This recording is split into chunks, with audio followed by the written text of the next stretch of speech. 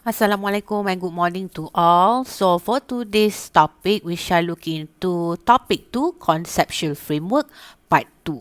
So there are 3 learning objectives for this chapter. Number 1, we shall look into what does it mean by resource extraction. Number 2, we will look into the historical background and also scientific foundations of resource extraction. And last but not least, we shall look into what are the impacts and also issues that related to resources extraction. So without further ado, I shall proceed with what is resource extraction. So resource extraction refers to activities that involve withdrawing the materials from the natural environment. So logging is one of the example of resource extraction. If not done in a sustainable manner, so this logging activity ataupun kita kata the logging extract trees and their removal can cause other changes which can give result in soil and also nutrient removal from the log area. Maksudnya, kita nak katakan contoh salah satu resource extraction adalah pembalakan. So sekiranya proses pembalakan itu tidak dilakukan dalam orang kata apa, dalam keadaan yang betul, dengan cara yang betul, maka aktiviti pembalakan tersebut boleh menyebabkan perubahan, mungkin perubahan dari dalam orang kata apa, dalam konteks acidity of the soil, tanah tu, composition tanah, mungkin nutrien tanah tu pun boleh kata apa, mendapat kesan lah daripada kawasan pembalakan. So even if it is accomplished sustainably, but logging changes an environment. So walaupun proses pembalakan itu telah berlaku dengan orang kata apa, dengan proses yang betul, however it can cause the effects lah towards the environment. So other than logging, pembalakan, we have mining. So mining that involve the creation of an open air pit is another example of resource extraction. So other example include the oil sand project, which the extraction of oil-laden sediment, for example, basically for extraction of oil-laden ni dekat Canada punya province lah. So and the more conventional process of oil recovery. So yang ni you all boleh tengok dekat YouTube macam mana oil sand project ni, extraction ni dilakukan di Canada. So in contrast to logging, where the trees, pokok merupakan sumber-sumber yang boleh diperbaharui. Renewable resources can be replanted. Pokok kalau habis, you boleh tanam yang baru. And nurtured to permit lumbering for a long time. All extraction is permanent. So sekarang ni kita nak compare kan, kita nak membezakan resource extraction dalam bentuk kegiatan satu pembalakan. So kalau macam pembalakan, ia melibatkan pokok. Betul tak? So bila pokok, kalau kita pokok, kita bukan tanam satu batang je. Kita tak tanam satu jenis. Kita ada banyak pokok. And then satu jenis mungkin you tanam banyak pokok. So plants is renewable resources. However, for the oil tadi, contoh macam yang dekat Canada tadi kan, oil sand project tu, the oil extraction process is already permanent. It's permanent. So fossil fuel that have taken millions of years to develop cannot be renewed. So basically fossil fuel adalah resources yang tidak boleh diperbaharui, ataupun kita kata non-renewable resources.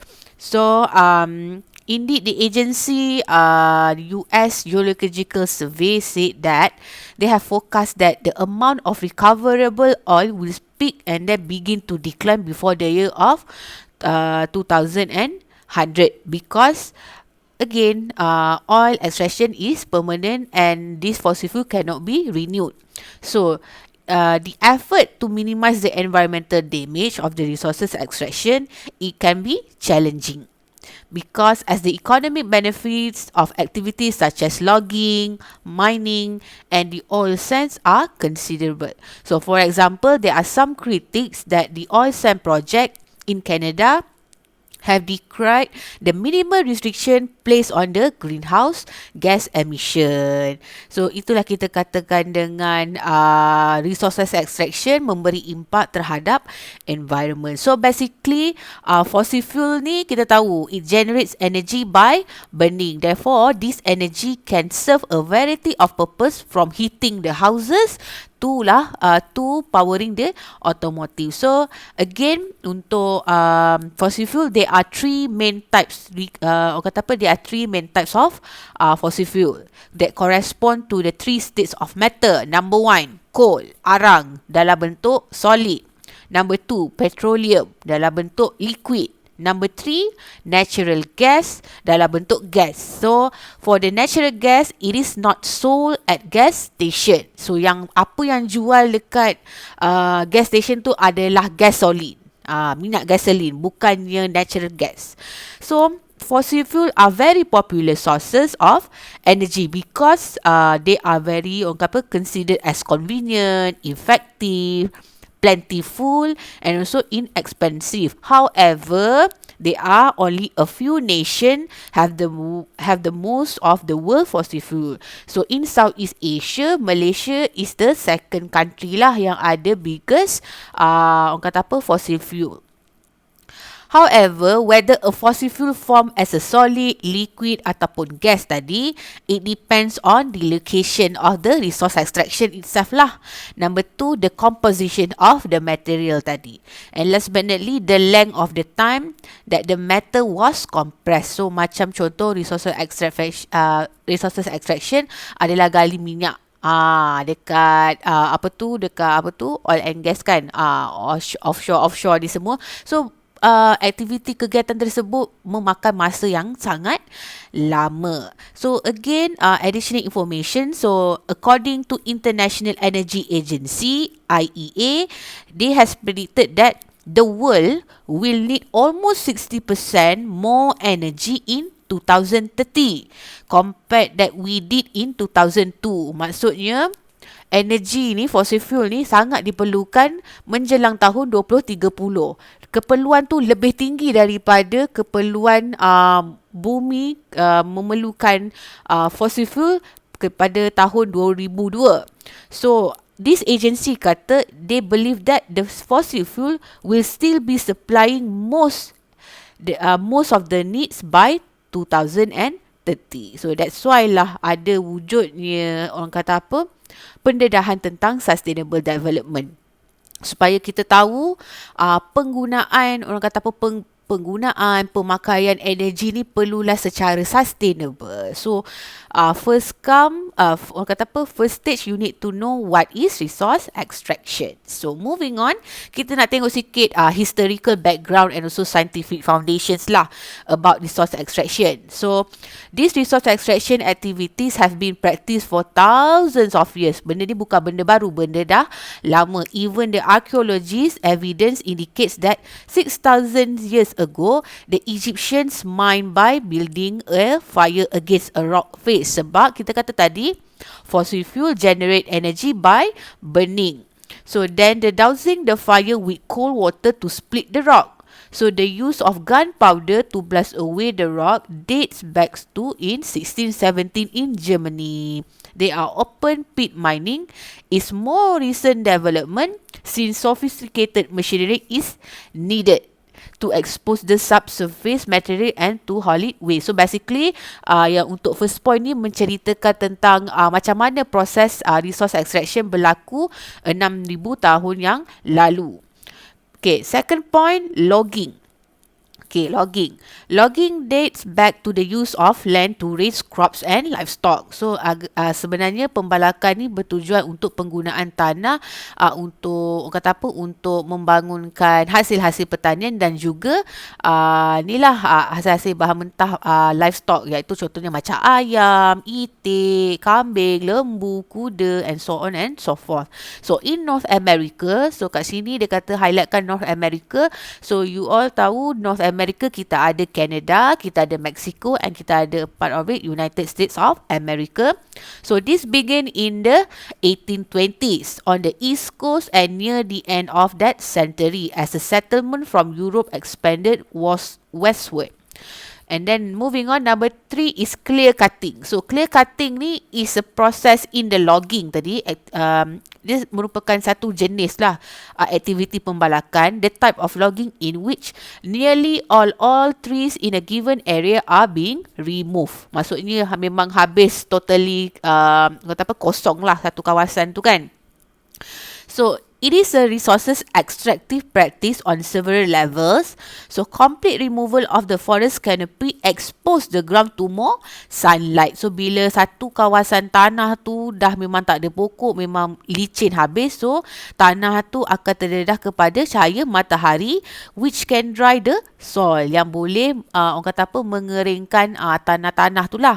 Also competition for the nutrients become more intense as fast growing shrubs ni macam lumut-lumut lah kan, and grasses will grow and grazing animals move into the area. So itulah kita katakan dengan ekosistem.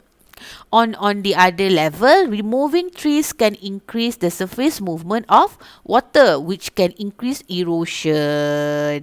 Sebab itulah bila kita ada pokok, kita kata apa tu, pokok tu merupakan kawasan tadahan hujan. Tapi bila pokok tu dah tak ada, and then tanah tu dah jadi orang kata apa, very flat kan, jadinya air pun bila hujan turun, air tak ada tempat untuk bertakung. Jadinya dia melibatkan flood, banjir. Tu yang dia boleh turun sampai ke kawasan perumahan. So along with directly extracting the soil, the erosion removes more nutrients from the environment. So you imagine macam mana kalau you pakai skincare kan. You pakai skincare, you pakai moisturizer. So moisturizer function dia adalah untuk lock dehydration. Tapi bila you tak pakai, dia akan strip away dehydration. So it's similar with the situation of when the erosions take place. So bila tanah tu terhakis, dia akan mengeluarkan ataupun merosakkan nutrien-nutrien yang dalam soil tadi. So the flow of soil into stream, rivers and also lake. So tanah-tanah tadi masuklah dalam air, masuk dalam air terjun, masuk dalam tasik, and it can stimulate the increased use of oxygen. So as a result, the water can become too oxygen poor to support fish and plant life. So again, pokok akan merembeskan oksigen dan sedut carbon dioxide. So bila pokok tak ada, bila kita kata hilanglah nutrien dalam tanah tu, so tanah tu tak carry enough oxygen for the fishes and also orang kata apa, any living things in the ocean. So the water can become too oxygen poor. So operations such as open pit mining in the Canada is extensively disrupt the surface of the land. So in this case, efforts are made to repair the damages. However, the result will not be the same as the environment prior to the extraction of the resources. Prior tu maksudnya sebelum lah kan. And more importantly, both operations generate toxic compounds that can escape the environment. Therefore, the runoff water from the mines and the leftover material can be extremely acidic. So again lah, aktiviti melombong ni mestilah dia pakai chemical, betul tak? So bila dia pakai chemical, air tu akan jadi orang kata apa, pH dia mungkin jadi acid, very acidic. So this water with a high acidic pH, it can cause harm towards the ocean lah. So it can contain the concentration of heavy metals that are lethal to many forms of life. Maksudnya they are chemicals, orang kata apa, chemical substances that can cause damages kepada sesiapa yang consume air tersebut, mandi ke, minum ke, basuh baju ke, so on and so forth. So, kita nak mengenali sikit natural resources ni ada berapa sebenarnya. So, there are 4 natural resources. And then there are what are the natural resources? So, it is divided into 4. Number 1, we have renewable resources. Maksudnya sumber yang boleh diperbaharui. Number 2 is living resources. Number 3 is non-renewable resources. And last but not least, kita ada fossil fuel. So kita akan go through one by one. So kalau you tengok sebelah kiri tu adalah renewable resources. So renewable resources is something that can be renewed, yang boleh diperbaharui. For example, an apple tree, pokok apple. Dekat Malaysia tak adalah pokok apple. If you plant an apple tree, the apple seed, after a while there will be a new apple tree. Betul tak? So bila you tanam pokok apple, apple berbuah, ada biji apple, and then biji apple tu you boleh tanam dan dia bangun sebagai satu pokok. So benda tu renewable.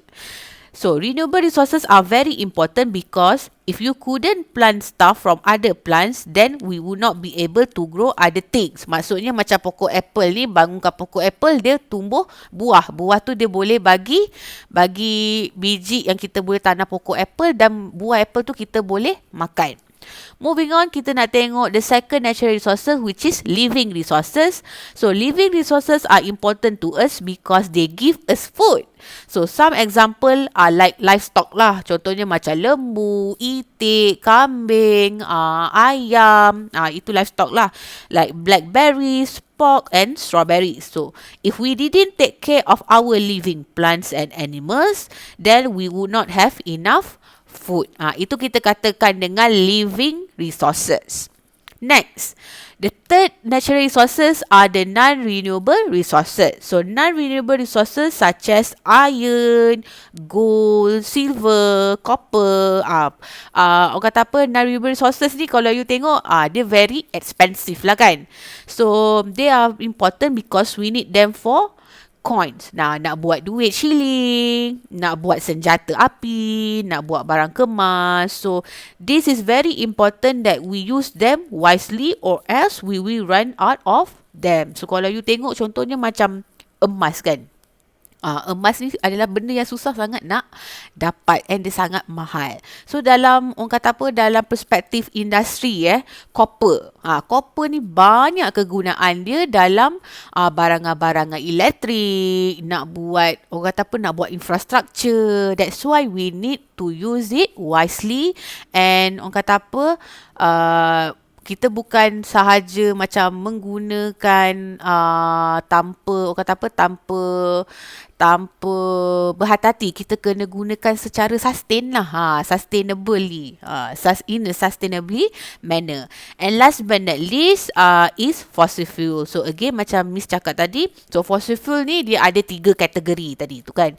Dia ada coal, arang, itu dalam bentuk solid. Kita ada petroleum dalam bentuk liquid, and last but not least kita ada natural gas. Natural gas dalam bentuk gas lah. So fossil fuels such as oil, coal and diesel are very important because if we didn't have this oil, how would we have gas? Coal fuels power plant. So again, macam Miss cakap tadi, fossil fuel generate energy by burning. So if we didn't have that, how would we get the power? And if we didn't have the diesel, how would we power the big truck engines and also home? So we should take good care of our natural resources and use them in a sustainably manner. So that's all for this subtopic. I hope you had fun learning about our 4 natural resources.